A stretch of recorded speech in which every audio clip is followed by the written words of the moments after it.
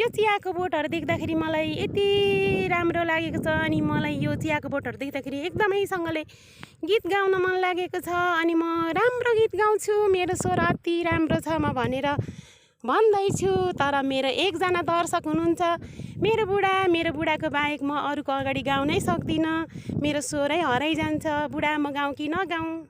ल गाउनु त, यसो सुनेरौँ त। थ्याङ्क यू बुढा, थ्याङ्क यू। म गीत गाउनलाई रेडी हुँदैछु, हजुरले चाहिँ जज गरिदिनु होला। हुन्छ बुढा, ल म गर्छु, ल सुनौ त। Thank you. अब म आफै काउन्ट गर्छु, 1 2 3।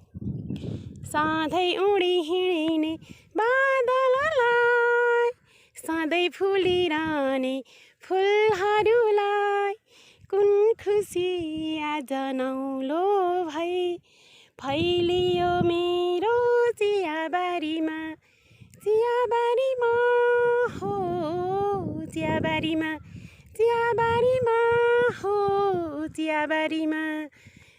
बुढा, मैले गीत गाएको उपलक्ष्यमा फुल दिएँ। Thank you so much.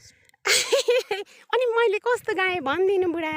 मिठो मिठो एकदम। थ्याङ्क यू बुढा। अब म यसपालिको भाइसमा भिड्न जाँदैछु यति राम्रो स्वर लिएर, अनि म पक्कै पनि पास हुन्छ होला भन्ने आशा छ बुढा। ल ल, थ्याङ्क यू।